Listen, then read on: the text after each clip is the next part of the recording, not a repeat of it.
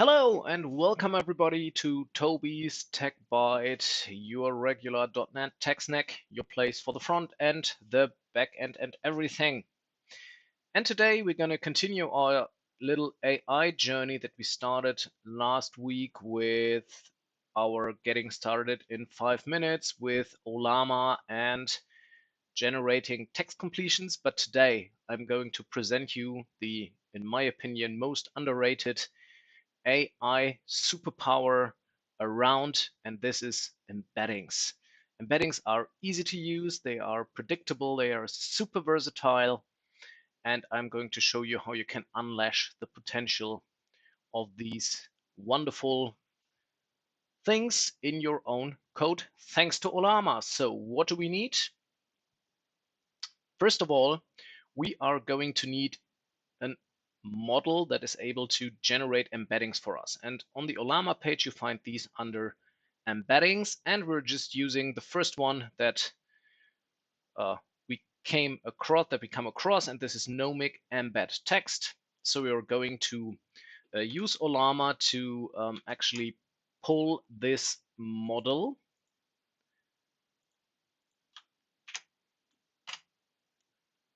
And as you can see, and as you probably expected, I already pulled the model. And once pulled, we can obviously use it. And what do we need for that? Today we're using Polyglot Notebook feature of Visual Studio Code, which is great for experimenting around with stuff without always having to restart your program. So first of all, we're going to need a few using the CSV helper we need later on.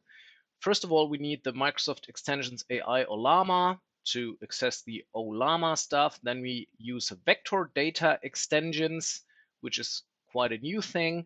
And then we use a part of the semantic kernel connectors for in-memory storage of our data, as we will all see later on. So these are the NuGet packages that we need. So we're gonna install these, and we are going to need some usings. So we are going to place these on top as well. And now we want to kick the tires with embeddings, and we do this by defining an embedding generator. And this tells us that we put a string into the embedding generator and that we get an embedding of float out of it. And we will see in a second what this is going to look like. So we're just going to execute this cell. And now we are ready to go. So what actually is an embedding? An embedding is a vectorial representation of natural language, and in the given case of text. Okay, so what you can, for example, do, you can compute the embedding of a word like, for example, king. And if we do this, we want to have a look at what king actually looks like as an embedding. And as you can see, the generator is doing its work. And as you can see, the king is a 768 element vector of floating point values. I mean, they are all outputted here. The thing is, the vector itself is dense, so it contains a value in almost every element that is non-null. So it's not a sparse one, but it's a condensed vector that captures the semantics of a word. It is maybe possible, but very hard and probably even kind of useless to try to interpret a single value from this vector, right? So no one actually is going to tell you what a specific value of this vector means. So we are not going to go into this in too much detail. But what is interesting is that this is really just a vector, right? So we can handle this like a vector, which is quite useful, as we will see in a second. If we, for example, say, okay, we are going to grab a few more embeddings, like for man, woman, and queen. If we do this, of course, on the king, nothing is going to change, but we just have these other values available. And what can we do with these values now? As I've told you, these are vectors, so we can actually define some vector operations in terms of some helper functions. Like, for example, subtracting two of these vectors, which are represented by read-only memory or float objects. By the way, by adding vectors and by comparing vectors by looking at how similar are they to each other, right? If you see a vector as a point in a high-dimensional space, it's kind of an arrow, a very simple model of thought. The cosine similarity tells you if they point to the exact same direction, the cosine similarity is 1 because there is no angle between the two vectors. If they are perpendicular, the cosine similarity is 0, and if they point into opposite directions, the cosine similarity is -1. And we can kind of translate this into a percentage, which is mathematically probably not very correct. So all you math loving peoples, please don't hate me. It's just, yeah, to get a little more meaning into the cosine similarity, okay? Yeah, we can define those helper functions, and then we can do math on words. For example, we can subtract vectors king and man. So we can compute king minus man, right? And we can add vector. So to the result of king minus man, we can add woman. So, and this gives us king minus man plus woman. And we would probably expect this to be really similar to queen. So let's check how close we get. So we're just running this. Okay, okay, it's add vectors and subtract vectors. Okay. So better copy and pasting the name. And as we can see, if we now take the cosine similarity between king minus man plus woman and queen, we get a 0.78 similarity. And as we have said, the same vector meaning 1, this is a very similar result. It's almost a 90% similarity, which is mind-blowing. Let's see some more similarities to put this into perspective. For example, if we see king and king, we should expect a 1, and with, yeah, it's a 1 as we expected, and king and man have something in common. King and woman have a little less in common, but as you can see, if we take these arithmetics, we are ending up very close to the actual term, right? Okay, guys, this is kind of a little introduction to embeddings, but it's not that very much useful right now, okay? So we are going to take this one step further by looking at food. I'm working in the food industry, so this doesn't come as a surprise. I prepared a little data set that contains meals, dishes, with their name and some of the ingredients that go into these dishes, okay? Okay, so we are going to define a data model. We define a receipt. It has an ID as the vector store record key. So this is how we want to identify our entry in our vector store.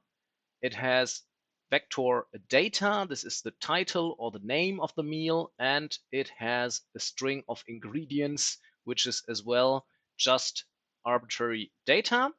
And then it actually has a vector property, which is a read-only memory of float. And we want to measure the distance or the similarity between these vectors with the cosine similarity. Okay, and these annotations are actually part of the new Microsoft Extensions vector data functionality. So we can define this data model, and we will define some helper functions to load the data into the model from our CSV file. Now everything ran to completion. We have the data from the CSV file in the receipt data field, and we won't look any further into this helper code. Okay, again, we need some helper functions, mostly a function that helps us printing out the results of our computations. So we're going to define these. The whole code is going to be on my GitHub as usual, so I won't go into too much detail about that. So what we are going to do now is we are going to define a vector store. For our demo purposes, an in-memory vector store suffices. Of course, you can use some database stuff that is not volatile, like Quadrant, for example. But here in memory will do. We're going to define a collection for our receipts, which we create if it does not exist. And then we are looping through our recipe data, and we are going to use the embedding generator to generate embeddings upon the ingredients, right? So we're going to let this run. It's going to output a little status indicator. We have like roughly 100 dishes in here.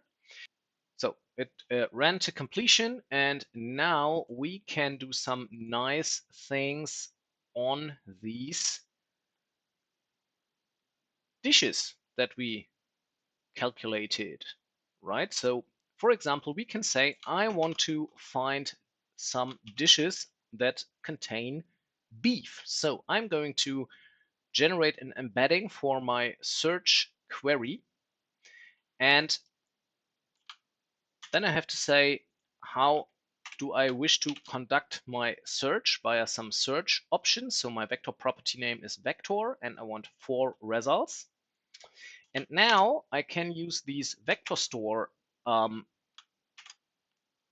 I created beforehand, receipts, to perform a vectorized search in an async manner.